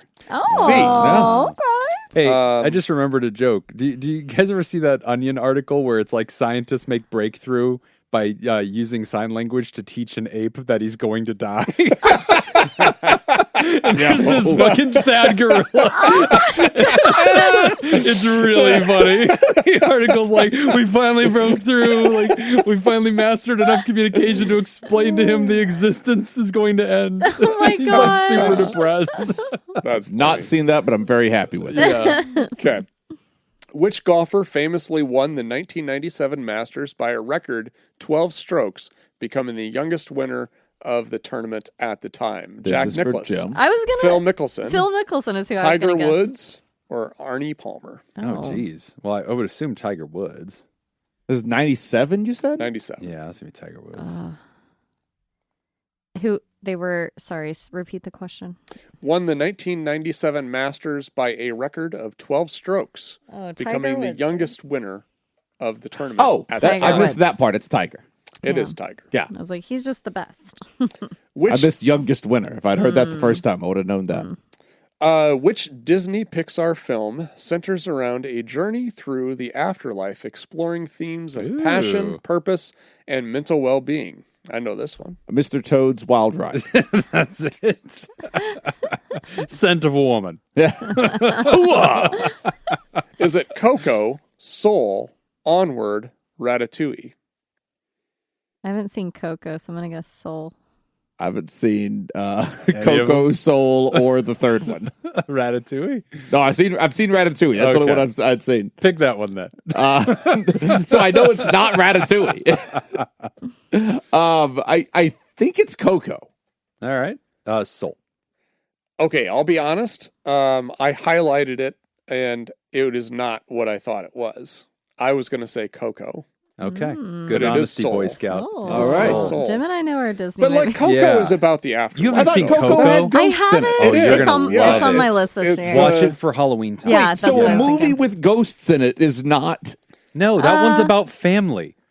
Yeah, but it's in the afterlife. He's exploring. yeah. I was when you so said it's Coco, He I was like, happens shit, to it be might in be the Coco. afterlife.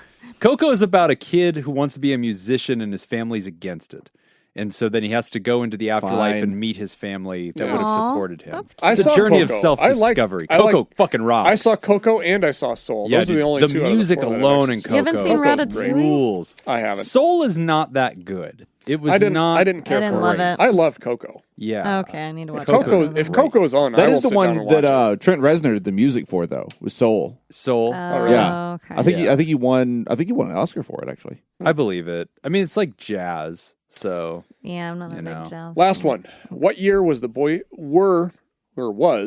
Scouts of America shit. founded? 1905, 1910, 1920, 1935. E. Who cares? uh, Oh, B. Yeah, I was gonna say 1910. I know it's that Lord guy. Somebody, Lord something. Jesus? That might have been That's it. it. Lord and Savior. All right, I'm not going last. Or I'm not No, I going thought the next. You Mormons have to did. go. I'll Okay. go 1920. I I think it's I'm coming with- 1910. I'm but- going with I 20 said as well. 10. I think it was around Yeah, the it's first World 1910. War. Oh, okay. Was that B? Yes, that was I B. think I think I'm undefeated. Let's double check later. Damn. All right. Good questions there, intern. I like them. This is good. All right, let's end this show on a high note. Dealing with negative thoughts.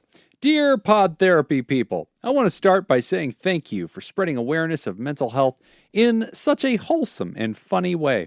Your podcast is a vast reservoir of knowledge, and I look forward to listening each week. Makes me happy every time. Yes. The gist of my question is, how do I keep myself from or deal with intrusive negative thoughts? I've written a lot, so I'm providing a hopefully short enough summary here with a longer letter at the end. I'm a 33-year-old cisgender male living in the United States. My sister is 29, we'll call her Tori, and her husband, we'll call him Trevor, is 27 and 28. Or 28. Whatever. He can't be both. He is a very athletic person. He works out almost every day with an emphasis on bodybuilding. He rarely drinks and does no drugs that I'm aware of. My sister's husband, to put it bluntly, is a straight-up man-child. He never takes responsibility for his own actions, but instead blames others and lashes out in anger. He's selfish, dishonest, is constantly looking at his phone while driving, which fucking pisses me off since he drives my sister around, does the bare minimum around the house, takes advantage of others, has shown no growth over the years, is a one-upper, a sore loser, interrupts conversations, and constantly complains. That's the bare minimum. The bare minimum. Rawr. That's the bare minimum. I know there's a lot of accusations, so I provided more context in the longer letter attached. I love my sister very much. We have a great relationship, and I very much enjoy hanging out with her. However, if we do hang out, this guy is always tagging along. I've told my sister how I feel about him, but she basically shuts down or gets angry if I ever say anything negative about him. She knows I'd rather not hang out with him, but doesn't have the heart to tell him, and frankly, I don't either. To be honest, neither my sister or I are good with confrontation, which is another thing I know we need to work on. So I hang out with them both and genuinely show him kindness while doing so. I've come to accept that they are married and that they are now a package deal. I get that if I want to hang out with my sister, he is going to be around too. However, whenever I do hang out with them, I cannot help but be plagued with constant negative thoughts afterward. Most recently, we attended a convention together with a couple of other friends, which was over the span of a few days, during which we all shared a house. And there are little scenes that kept playing over and over in my head of Trevor's behavior. This happens every time we hang out, and I know it's not healthy. I meditate daily with a focus on love and kindness, and I try to employ that sentiment to everyone around me, including Trevor. But it's really difficult to feel that way after witnessing how he acts, especially toward my sister, and it makes it difficult for me to continue to employ a state of well-being when these negative thoughts are in my head. I try to employ the mindfulness meditation that y'all have mentioned. I also constantly listen to podcasts. I'm currently going through your backlog of memoirs and typically try to stay busy. However, there are pockets of time where I'll be doing something tedious, like brushing my teeth, taking a shower, resting my head on a pillow before going to sleep. And I'll catch myself having these negative thoughts. And by the time I realize and snap out of it, they'll have been going through my head for several minutes already. Eventually, the thoughts will lessen if there's a decent amount of time when I don't see my sister and her husband, but they always rear up when I do see them again, which is exhausting and doesn't help me. I've seen a therapist once about a year ago, but didn't continue sessions as I couldn't afford it at the time. I did just start a new job that has an EAP, which I intend to make use of, but have admittedly procrastinated getting that started. So my question is, how can I avoid or work through these negative thoughts? Are there any techniques or mindsets that you know of that I'm not already employing? Also, if you have any tips on talking to my sister or her husband, I'd be grateful for that too. Thanks so much. Y'all are truly wonderful, and I'm so glad I found your show, even though I haven't had a chance to go to therapy. But that one time, I've learned so much from you, and you've helped me a lot in my own mental health journey. Go fuck yourself, Las Vegas. P.S. Jim's my favorite. Just kidding, it's Whitney. Yay! A finely That written made my letter. week. Yeah, pretty well I want to punched jump back because that letter reminded me, and I forgot to say it in the last letter about the life and getting older and everything. I have found that meditating does help me kind of accept these things that I can't change. I like that. Yeah. Yeah. Do you That's use something specific for meditation, No. like an app or anything, or No. just okay? I just sit and think and sit and ponder and sit and try to just find that Be acceptance. present. You tolerate Yeah. it, which goes back to what you had said, Whitney, about Yeah. tolerating the discomfort. And That's it. eventually, that actually is good for you. Our brain is wired to finally accept things, at least at a much lower level of anxiety than initially. Yeah. Oh my gosh, I that's know so that hard. meditation is my second most often used answer behind fake it till you make it. Oh, Yeah. I was like behind. I thought he was going to say drugs. I honestly was waiting for that too. Oh. And of course, booze. Lots of medicines. That's so difficult when somebody is married into the family, because Yeah. that takes me back to, again, if we're talking about when you get married to someone, everyone says, oh, you're marrying the family or whatever. And I kind of like didn't believe or didn't understand. I was like, oh, okay, yeah, but not really. I mean, they're doing their thing. I'm doing mine, whatever, or we're doing Right. ours. But no, you But do. you also are. Yeah. You do. So this feels like a rough example of, you're Yeah. you're And kind of Trevor, in for the that. record, sounds like a douchebag. Yeah. Like, I mean, everything. And I think it's really hard whenever it's like, I don't like how you treat my sibling, right? Like, you're their spouse. I don't like you as a person. Yeah. I find you pretentious, and I don't think I want to hang out with you, and we're not a good personality match. But then on top of that, I don't like how you treat my sister, and I have to watch and expect and like not meddle with that. But then we all like to socialize together, and then I get an up close, kind of view of that. Man, that fucking sucks. Yep. That'd be weird as shit. Mm-hmm. I mean, those negative thoughts make a lot of sense in that regard. I mean, obviously, writers been cagey to not necessarily give us into the weeds of what these negative thoughts are, at least in letter 1. Yeah. And not murderous or anything like that. It's just, man, I hate this person. Like I just, it'd be great if they weren't around, and wish that this was not a challenge I had to deal with. I don't know. What do you guys think? Is there a way to address these thoughts? Should they be addressed, or is it really more about like almost acceptance in a similar way that we accept the reality of death, the reality of Trevor? It reminds me a bit of like abusive relationships, right? Like, I'm going with the more common like stereotype here, where women are in the victim position and men are dominating over them. But it's hard when you have friends or family who are in those positions, and you're like, you want to shake them, or you want to tell them, or whatever, just make them see things the way you see it, but they're not going to, most likely. Like, they either know mentally they know I shouldn't put up with this, but their feelings are a very different thing. And you can't really argue with somebody about their feelings. So they're like, I love this person, they're great to me, or whatever. And that's true too. And like, I think for a lot of people, we size up the relationships of others and we think, gosh, you don't get it, Whitney. You're being mistreated. This guy's arrogant. This guy's an ass. Right. This guy makes you do so much. You deserve better. You should stand up for yourself. And what we're not appreciating is he didn't hide all that shit. That's what she dated. That's what she got Very used to. True. She picked that. Yeah. There's something about this that works for her too. And she probably also complains about the things that don't, or the things that bother her. And I think as therapists, we see this a lot, where when a relationship comes in for help, a lot of times we have to keep in mind, they've already found homeostasis. Yeah. They've been able to keep it together for a long time. Yeah. And now they're having a disruption. I don't necessarily need to tear everything down to the fucking concrete and try to fix it all, because they are happy enough to make it work. And Ryder, that's something I think we have to remember as we show deference to your sister, and as we tolerate that, and maybe even soothe ourselves, to remind ourselves that she picked this. There's aspects of this dude that she likes or tolerates, or maybe even finds charming, or probably his abs.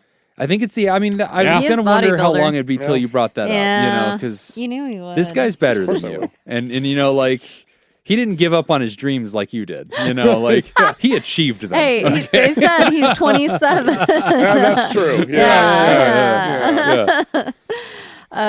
You in my opinion, Ryder, you have to either accept that and spend time with them, or you don't have to spend time with them. Right. And you're like, that's all you're in control of. You're only in control of your own actions. Yeah. I kind of have the same thought too, of like, not that it feels yucky saying it. Kind of put it back on your sister. Like, like if she's like, well, why don't we hang out anymore? It's like, well, you know why we don't hang out anymore. Yeah, I don't really enjoy hanging like out. An asshole. Ryder telling sister, I don't like your husband, we have beef. It's a really unfortunate thing, because that puts your sister in such a strange position. Yes. Right. But I mean, he doesn't have to, because having read the second half of this letter, so the writer sends about 4 more pages of letter here, which I didn't put in here. But having read through a lot of that, they've already had that conversation. She already knows that he doesn't like him. Yeah. Oh, okay. Yeah. Okay. And so, like, at this point, he wouldn't have to have this conversation with her. Yeah. He could just be like, kind of start to withdraw. Well, I mean, yeah, Ryder put it in the main letter that he has told sister this, and she doesn't know what to do about it. And I think that's really tricky, right? Because you can't get that back in the bottle. Yeah. Like when you tell your any member of your family, I don't like your partner, that's an issue for me. Ugh. I feel like you get one chance at that. This is a personal opinion on relationships. You get one chance at a friend or family member telling them, hey, I don't like this dynamic or how they treat you. I just need you to know that. Yep. They may hear you and say, okay, great, or oh my gosh, that's messed up, whatever. You kind of hash it out. Yeah. And then you don't really get to bring it up again. You either have to phase show yourself respect. out. Yeah. If you're still trying to control that dynamic, it is just going to destroy your relationship with that person. Yeah. To an almost irreparable point.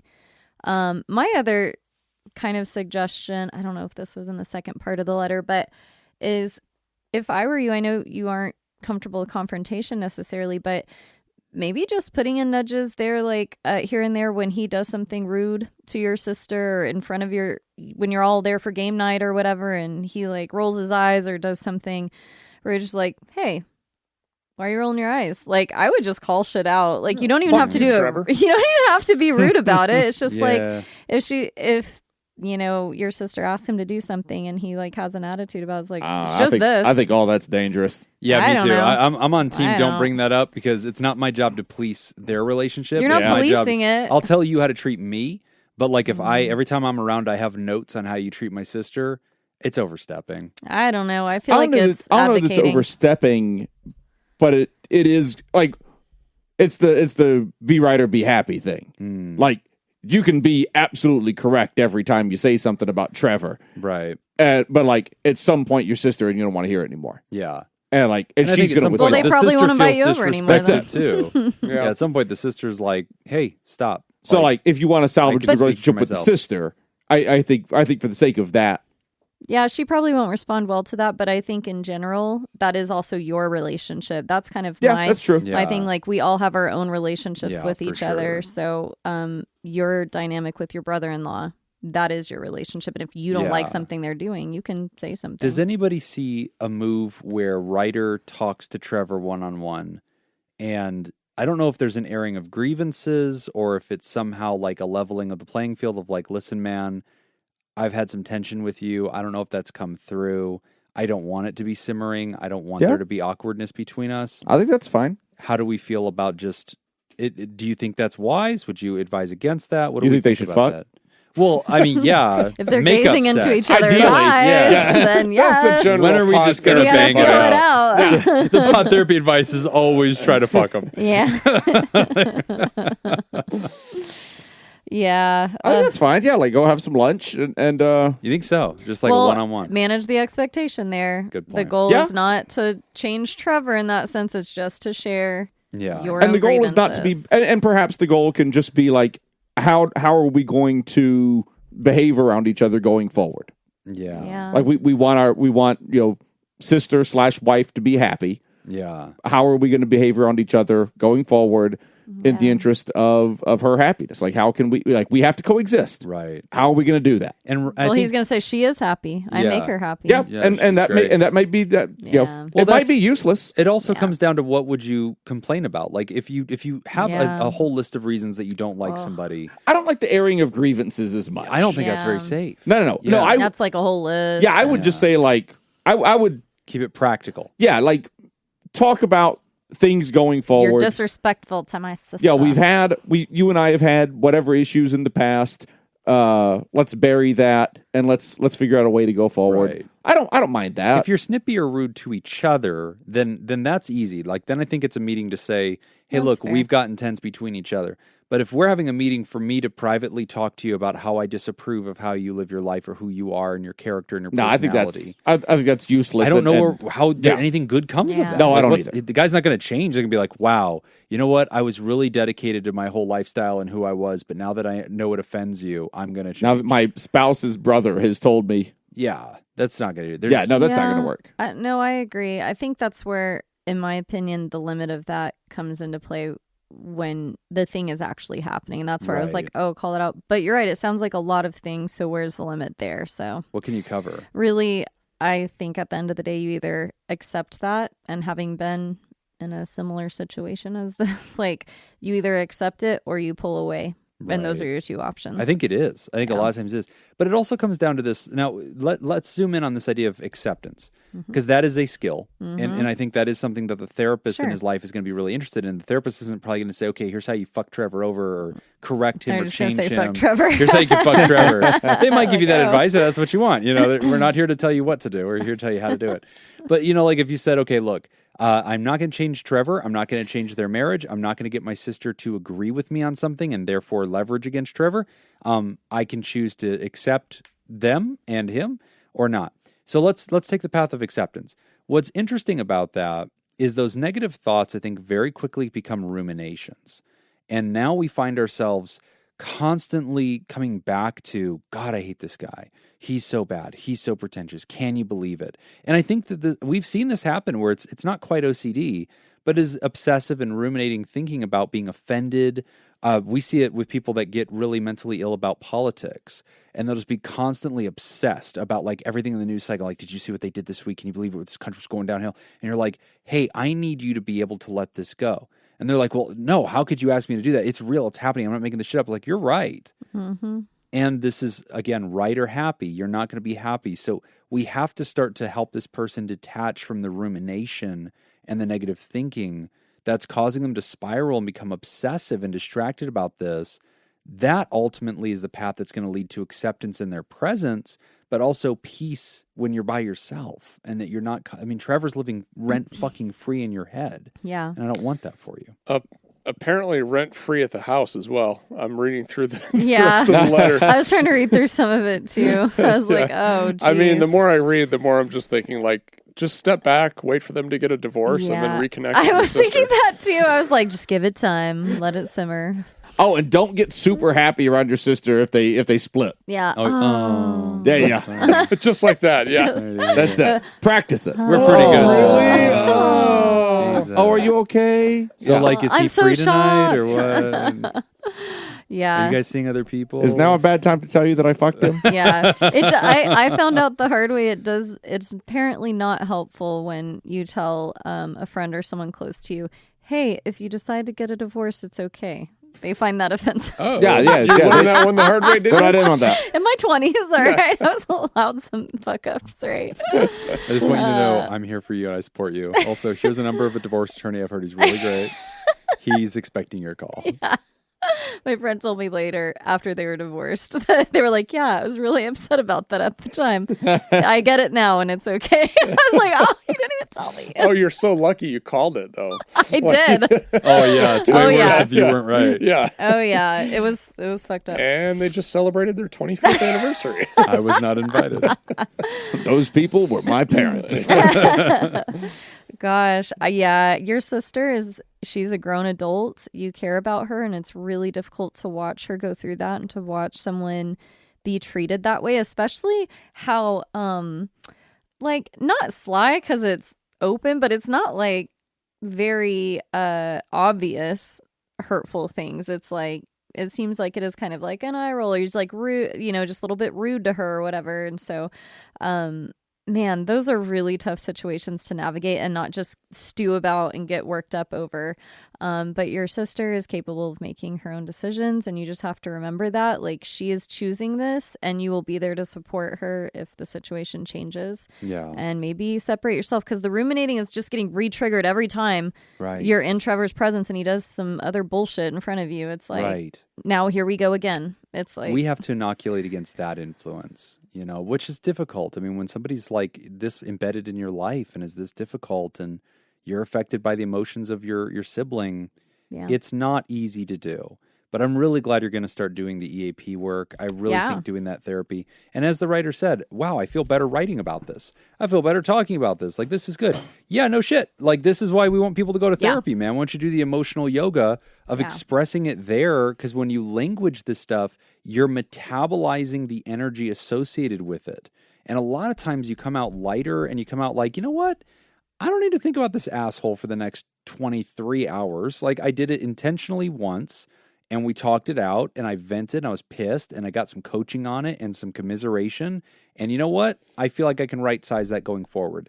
Yeah. That is the emotional yoga of therapy sometimes. It isn't always epiphany work or some kind of revelation or some kind of cool skill. Sometimes it is coming in and just processing out loud and metabolizing the energy so it doesn't show up in other places. So I'm really excited for that, Ryder. I think that's something you've really got to do. Yeah. I mean, the more I read into this, the more I do see kind of Jim's point of like, she's getting something out of this. Like, this is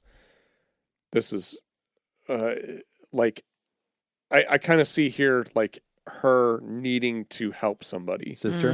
Yeah. And so she's getting that out of this relationship. Yeah. And so, that's a tough situation.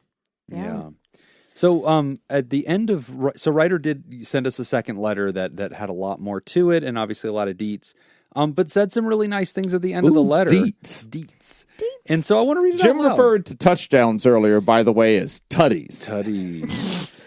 Did that I don't know, I just felt disgusting. I think that was off air. But yeah, he said tutties. It just talking made me about feel football. like, Big old it's tutties. weird. Yeah, I don't like It's tutties. How I like my football. I don't like Jim I abbreviating want those things. tutties in my face. I want him to say touchdowns. I want him to say details. What are fumbles? Fubbies. Yeah. those are fubbies. I don't like fubbies as much, but I do like tutties. But no, Ryder said some really nice things at the end of letters. I'm going to just read it because I think these are always really sweet to see, and it's nice. If you managed to read this far, thank you so much. I really do appreciate all that you do and the time and effort you put in every week and what you believe in. Nick, your wit and hilarious one-liners are always delightful and surprising, given how calm and level-headed you are. Your patience apparently knows no bounds, as evidenced by this podcast. Fair. I love But he's listening. so fit. I love listening didn't to your mention that. stories and learning from your advice. You provide a perfect balance and are essential to as being the yin to Jim's yang. Oh, thank you. Yeah, that's sweet. Whitney, you are such a fantastic addition to what was God, are we going already- through everyone? Yeah, no, we're Yes, doing this. you It's get cute. one too, Oh, Jacob. It's Jesus. really cute. You are a fantastic addition to what was already an amazing show. If Pod Therapy was like apple pie, you are the vanilla ice cream on top. You are very vanilla, by the way. You're the I think. Thank you. olive oil. That's the best ice cream Yeah, flavor, it okay? is. Vanilla. In addition to something already great made even better, your insight is so valuable and it's clear you are a wonderful therapist. Jim, Jacob, thanks so much for being a part of the show. Now you're regretting the See, fun now you music. get it. Now you get it. On top of being smart, funny, and quick with wit, you provide great life advice despite not being a therapist. Although I suppose I should expect as much from a doctor. Thank you. Just kidding, Jim. You're wonderful. Anyway, super long callback, but Nick, have you considered making Alpha Goose as your Secret Service code name? You didn't read all of yours. No. Oh, I read didn't know I yours. had one. Yeah, I just thought keep it said you're going. wonderful. Oh, honestly, you seem like a great guy to be around. I was like, Thanks. he just skipped it. Okay, you know, I honestly thought you said, Okay. oh, just kidding, Jim, you're wonderful. You're damn funny, kind, and genuinely seem to be, want to make sure everyone around you is having a great time. I think you and my sister share a lot of similar traits. Well, we are both fucking Trevor. So Yeah. perhaps it is you that I have the most to learn from. Anyway, thanks everybody so much. Love to you all. And keep doing what you're doing and keep spreading the word about I will keep spreading the word about your amazing podcast. So anyway, you. that was lovely. Thank you. Can't wait to read Yeah. that in the review. I better see it in the Just goddamn add it in iTunes there. review, please. Copy and paste. As we wrap up the show, we want to remind you can sign up at patreon.com/therapy. You can get the extended show ad-free a day earlier, as well as enjoy our live chat Discord community, our weekly deep dives, interviews, skill shares, research, roundups, and rants. This is the part of the show where I remind Jim that... That mine is tomorrow. Yeah, I'm aware. You are aware. Okay. Yeah, that doesn't mean it's going to happen, but I'm aware that it's my turn. Okay. We would also like to thank our Patreons. Who's new to the Theraparty? Yeah. Sorry, I just pulled away Therapal. from that. All right, we got a new Therapal, Joshua Schultz. Welcome, Joshua. Welcome. And last minute addition that's not on your script. Ooh. We got a new Theraproducer. Oh, shit! Cody the DeLorean guy. About right. damn time, Cody. Welcome Welcome to the owner's box.